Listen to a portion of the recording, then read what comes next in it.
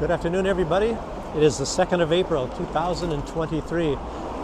So it's Sunday, and it's a dark, somewhat cold day here in Baranovici. And what I'm going to do today is try to get inside of a Seventh-day Adventist church here in the city. And it's right nearby here. And first I'll show you a little bit of this area right next to the church. Here's across the street, you see this roof. It's not galvanized they have for the roof on that old house. It looks like it's steel. It's interesting. And here comes a bicyclist. Here's a house, and it looks like an old Russian house. And you see that they do some artistic kind of work on a lot of these things. I don't even know how old that is. Maybe it's 1950. Sometimes I was thinking these houses are a lot older, but they're not really. This one here is actually old. I mean, you can tell that. It's a log cabin sort of thing. Very thick timbers, apparently. And the roof, I don't know what that is. It's a kind of a corrugated thing.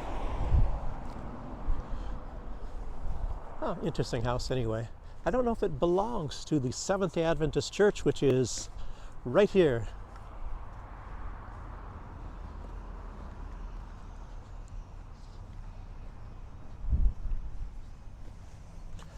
They might tell you in the West that religion is not allowed or something, but everybody knows, they have Orthodox Christians here, and the leader is an Orthodox Christian. And they also, here in Baranovici, they have a Baptist church. And I don't know if it's about a large percentage of the people in Belarus are Catholic. Most of them are Orthodox Christians, of course. But like I say, there's a lot of different religions as well.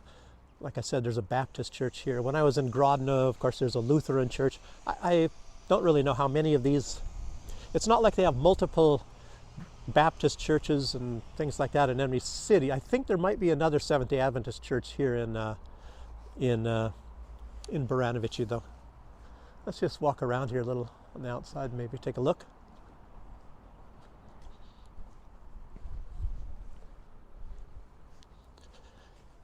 And it's no mistake that I'm going to a church today because in light of what's been happening in Ukraine lately, there was a very famous monastery, Orthodox Christian monastery in Kiev, and it's an ancient monastery. It's over 1,000 years old. It's a very important part of Orthodox Christianity. It needs a little bit of painting on the back here, and it's called the Kiev Pecherskaya Lavra. Almost tripped. And it's the leadership now. I think it started in Poroshenko, the former leader of Ukraine, which of course was placed there by the USA, of course. He was a puppet leader, of course, the Chocolate King, and of course all of them are puppet leaders there because you have to have a certain what do you call it? You have to go along with the agenda, I guess I should say. So, and anyway, they had what do you call that? They banned the church, and now Zelensky is confiscating all the property of the church that's been in the possession of the church for well over 1,000 years, and he's kicking out the monks. And I guess the crime is I don't know if it's sympathy to Russia or something like that. Technically, they are the Russian Orthodox Church, but it's called the Ukrainian Orthodox Church. But instead, they set up a fake church now that's called, let me get this right. This is a little bit difficult. Okay, the real church is called the Ukrainian Orthodox Church, and the fake one is the Orthodox Church of Ukraine. So it's kind of like, getting mixed up, People's Republic of China and the China People's Republic or something. They can't make it easy like back in the old days when there was two Germanys. We had the in English you called it the GDR. In Germany it was the DDR. That was the East. And in the West it was called Federal Republic of Germany. And I think the Russians called it FRG, FRG. But anyhow, I don't know if this is open. May not be. Just try my luck.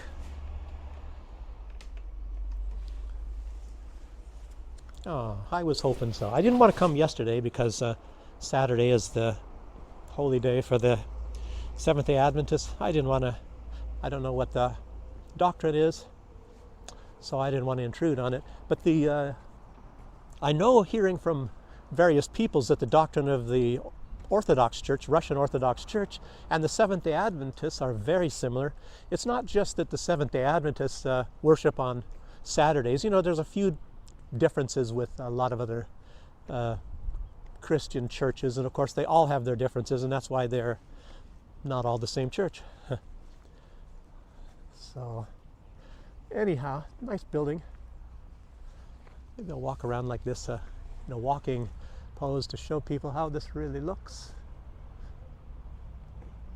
I hope you can see it. I hope that the light is not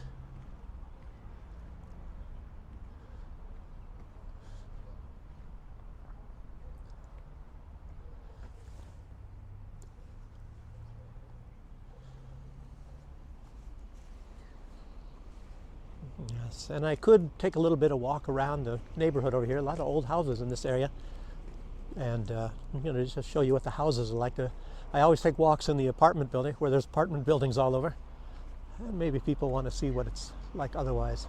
Look at this. It's if I'm seeing correctly how this was made over here in this house. I don't know if you can see it, but it's sort of like, I don't know if you want to call it tongue and groove or dovetail, how to build a house.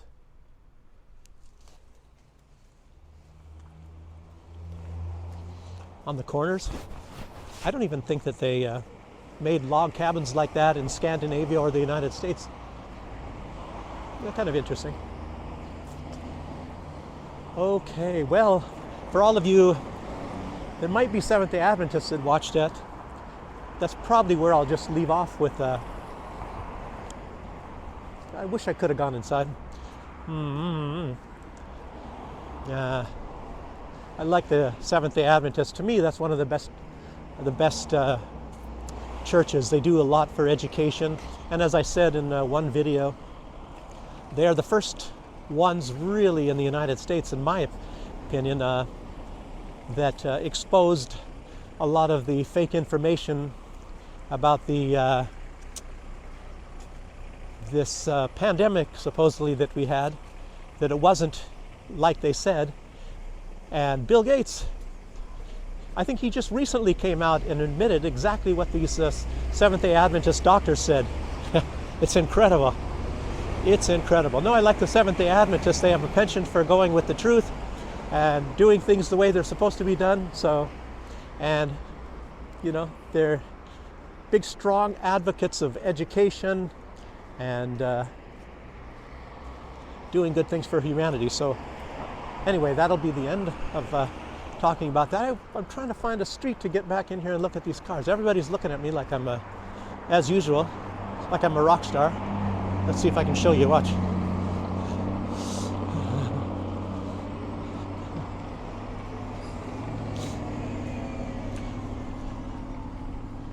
I'm famous. I just can't help it.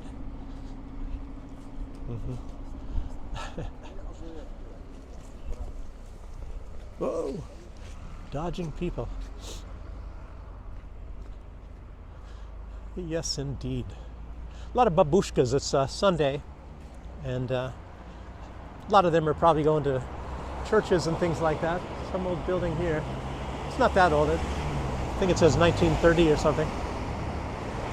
I don't know. Written in Belarusian. I barely know a little bit of Russian, and I don't know any real Belarusian. It's very close. Often you can tell what they are. Difference. Oh, I think I remember this. This is a house, and I think it used to be watching for fires. This tower up above. and they would report fires to the fire department in the old days. It's a street cleaning or something. This truck was made on the street where I'm going to be live. See the Minsk Autozavodskaya.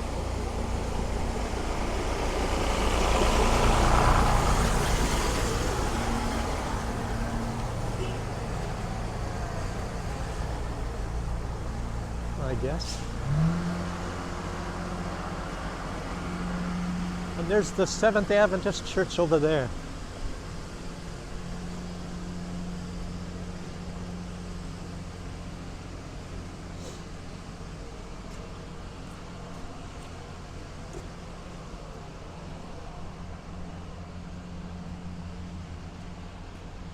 Yes. Other news. Lithium. Lithium is starting to be a hot topic now. Bolivia, they're proposing that there should be a OPEC for lithium because they're scared the United States is going to come in and take over. As you know, Bolivia, you know, not only being one of the places that has some of the largest lithium deposits, that was also the scene where the government was overthrown.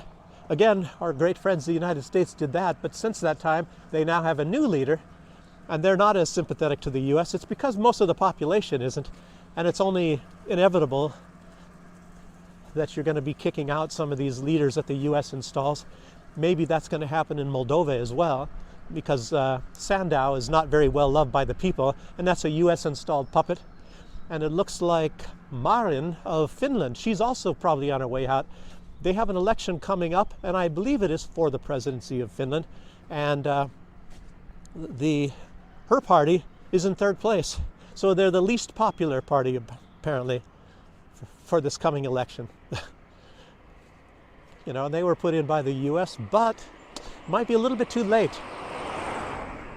Because it looks like Turkey, who was stalling, they were trying to put Sweden and Finland into NATO at the same time as a brother-sisterly sort of thing, you know, Scandinavian nations.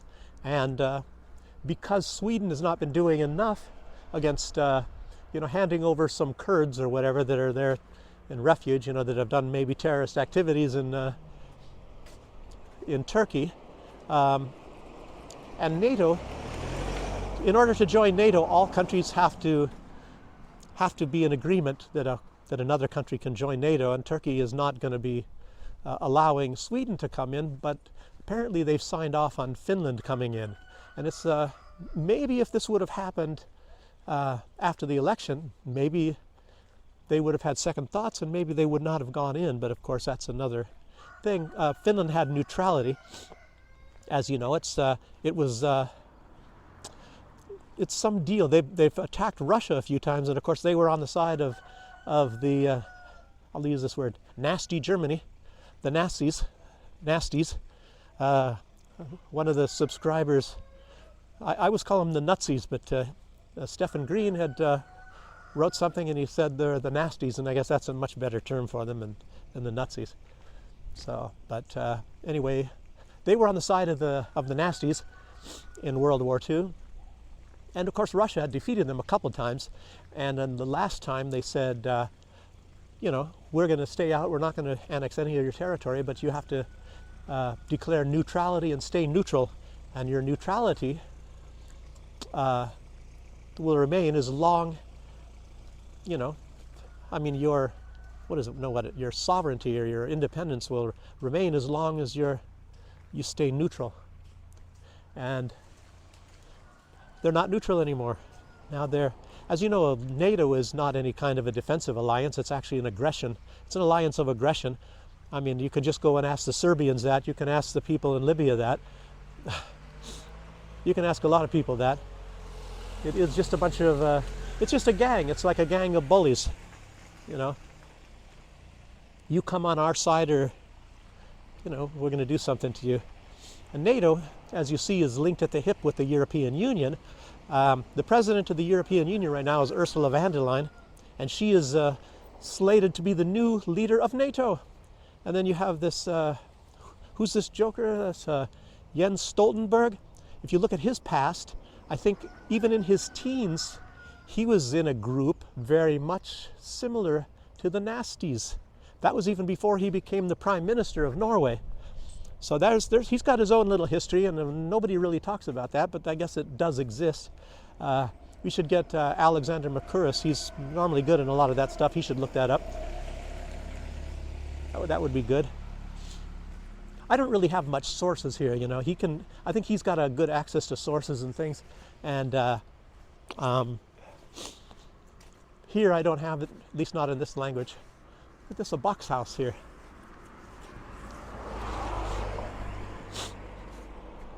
Nice soil.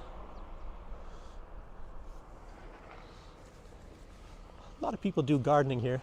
The retirement money is not very big, so a lot of people that, you know, a lot of these houses of course have gardens, and people sell. You can, if I even walk through there, you could find yourself, you see people on the streets selling. Here's a fence and a house here.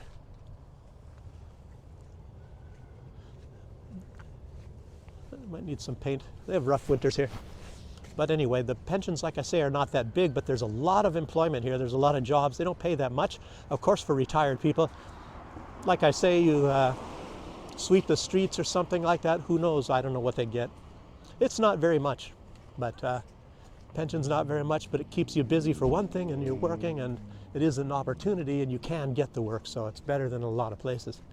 So I think the area that I live in, there's an older lady, and she does like sweeping, raking leaves and things like that. Very hard working lady. I see her like sometimes 6 in the morning. And then I go by other apartment buildings where they probably have somebody else employed. And then there's garbage floating around sometimes, like somebody, I don't even know how the garbage gets there. Somebody probably throws it out their window, throws the bag out. Maybe some dog comes and opens up the bag and the stuff starts blowing around. And I saw it there for like 2 days. Matter of fact, I didn't see it this morning. Somebody did get around and took it up. That was by a different apartment building.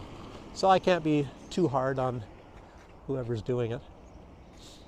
So, but what other news? I was talking about lithium. Yes. Anyway, they're thinking that they're going to start like an OPEC for lithium, because Bolivia is afraid that the United States is going to be messing around with them to get the lithium supplies. The United States has, I guess, 4% of the world's lithium.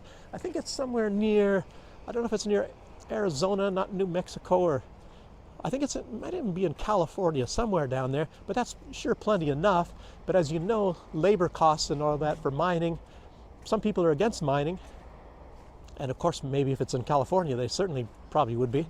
And but you have to pay people a lot more in the United States to mine than you do in other places.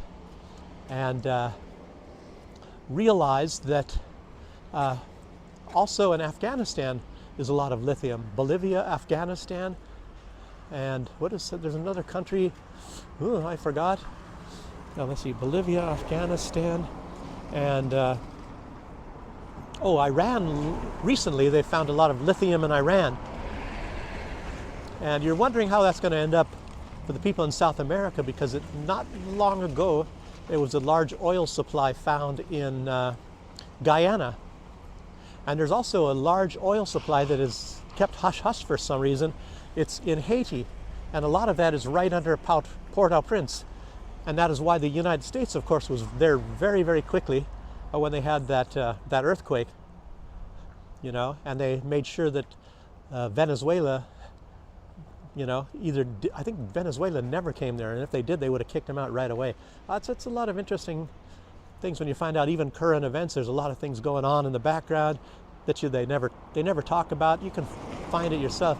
The oil discovery in Haiti, that was found in 2007, and I think Guyana, that was just, if I'm not mistaken, that's at least within the last 5 years, and they have one of the fastest growing, I think it's the fastest growing economy or the fastest rising GDP. It's like 30%. A lot of countries now are in negative. Guyana is a very rough and wild country. You know, most of it you can't even reach unless you're in an airplane. I might have mentioned that in another video. Anyway, I don't want to yap my jaws too much here, but I hope it's a lot of good information. Maybe you liked it. And I'd like to, tell people subscribe. Maybe put this on Facebook. again or something. YouTube is not exposing any of my videos at all to much of anybody, unless I get some group, somebody to put it on their Facebook or something like that. At least somebody click on it and maybe like it, maybe subscribe, I don't know. But like I say, I guess I'm a pariah for YouTube. I talk about things they don't like people to talk about. What do they do? They've canceled me like twice. Not canceled, but suspended me twice, talking about subjects that they don't agree with. You know how that is. There's other people they do the same thing to. You know, it's normally, I think, if you have like maybe 70,000 subscribers or something, they leave you alone. You can say certain words that I can't say. I don't really know how this stuff works. It's all a lot of crazy stuff anyway.